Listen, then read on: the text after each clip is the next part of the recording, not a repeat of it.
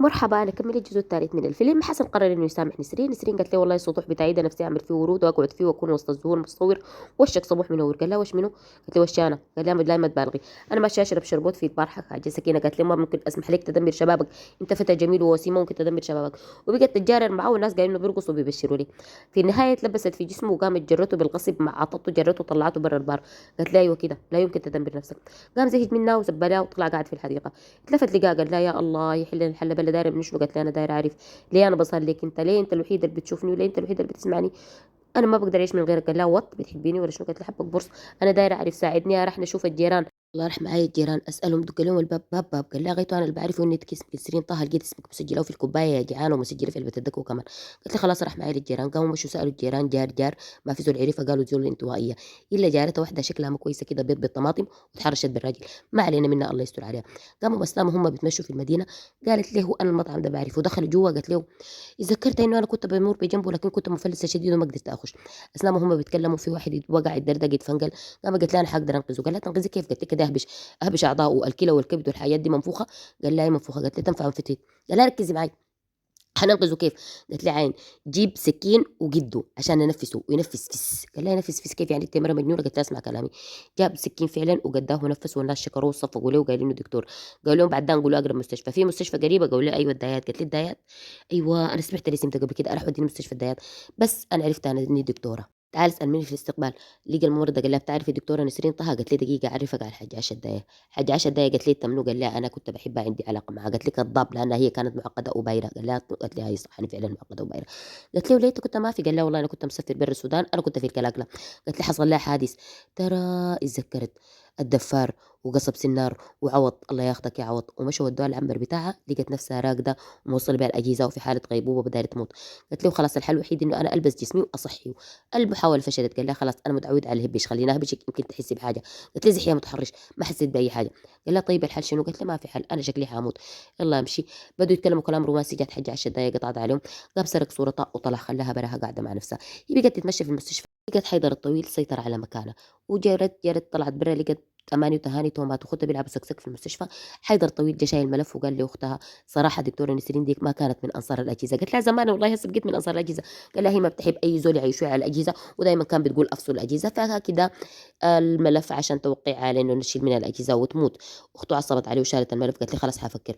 هو رجع البيت. حسن رجع البيت وبقى يفكر فيها. طلع على السطوح لقاها قاعدة فوق. حس انه بيحبها.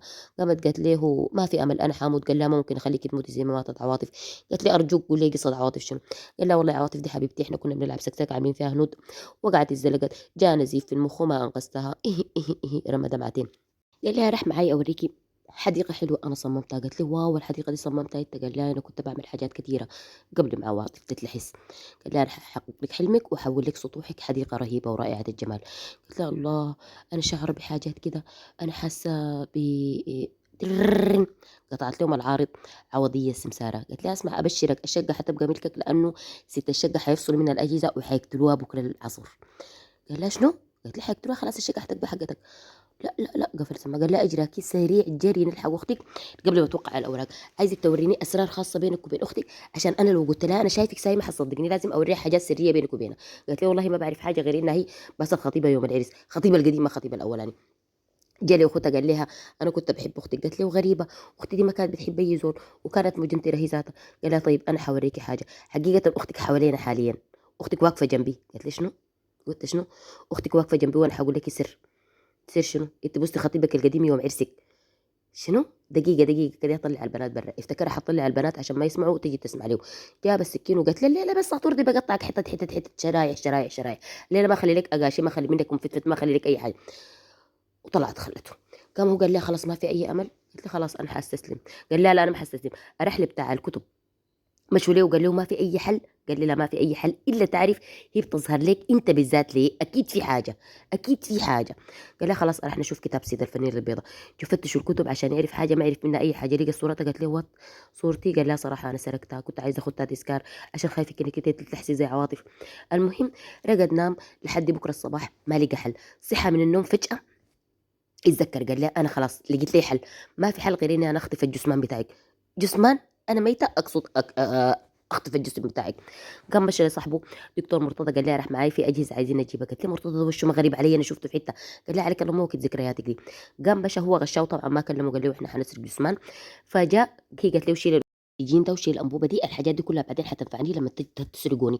قال لي تتكلم مع منو؟ قال لي انا بتكلم مع روح اللي كلمتك. قال لي انت عايز تسرق شنو بالضبط؟ قال لي انا عايز اسرق جسمها. تسرق جسمها كيف يعني؟ انت يا ولد مجنون. قال له هي واقفه وراك حاليا، هسه لو مو مصدقني خد اي رقم ورا ظهرك وهي حتعرف. بقى هو يقول ارقام وهي تعرف. قال له حتى لو فرضنا انها هي واقفه وراي، انت حتضيع مستقبلك وتضيع حياتك كلها وتسرق لك جثه بتاعت واحده عشان تخش السجن ليه؟ قال لي انا بحبها. شنو؟ بحبها. اسد موكتر رومانسيات. شالوا درداقتهم وجروا جري جري جري جري جري. لما وصل قال لي شنو؟ البنت انا بعرفها. قال لي تعرفها من وين؟ لا اله الا الله.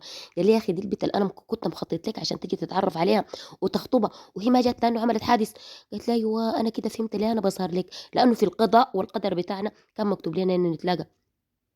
قالت لي بس انا ذكرت مرتضى ضمنه، ده خطيب السمينه اللي هي باسته يوم عرسها من راجل تاني وكان اسمه جيجي. قالت لي شنو عرفت الاسم ده منو؟ قال لها ده مو وقت الذكريات دي. جاء حيدر الطويل قال له انت منو؟ قال لي انا دكتور جاي بخصوص الدكتوره نسرين. قال لي لا انا شاكي فيك، انا حاتصل على الشرطه. قام تشيف ادلك بنيه وقعوا، وقع من طوله زي شجره المورينجا. وجروا بالدرداقه بتاعتهم جري دق دق دق دق دق دق دق دق، وضربوا الناس كلهم وقاموا ما عطوا الاكسجين بالغلط. اتكتم نفسها وبقوا يحاولوا ينقذوها، وهي قالت لي خلاص انا اتلاشى اتلاشى اتلاشى. لا لا عليك النبي كانت تتلاشي، والله حتلاشى خلاص انا حموت.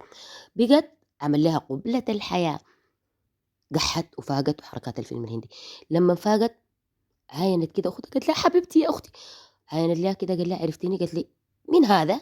منو انت؟ ما اعرفك. وقال لها خلاص زحي يا متحرش. قام مشى. اتحزن وتأثر وصدمات كبيرة. مشى قاعد في الحديقة بتاعته. هي هناك عايشة حياتها مع أختها وأولاد أختها. قالوا لها خلاص نرجعك الشقة بتاعتك. والله إحنا كنا مأجرين الشقة دي لواحد مجنتر كده لكن رحل. أول ما دخلت الشقة قالت أنا حاسة بإحساس غريب. أختها قالت لا تعوزي من إبليس، ما في أي إحساس غريب، أنت عشان كنت في غيبوبة بس ما في مشكلة. قامت بقت تتمشى في الشقة لحد ما طلعت السطوح فوق. قالت واو، منو اللي حقق لي حلمي وزرع لي الأشجار عشان أبقى وسط الزهور مصور؟ أنت منو؟ قال لي أنا الجنايني. أنت الجنايني؟ خلاص اديني مفتاحي. اداها المفتاح، ولما أنا ما اداها المفتاح كده كهرباء طوالي كهرباء اتذكرت كل الذكريات والحب رجع دفق، وانتهى الفيلم. نزلت أغنية النهاية بالتعمق تلقاها وين؟ التفاحة جنبك تلقاها وين؟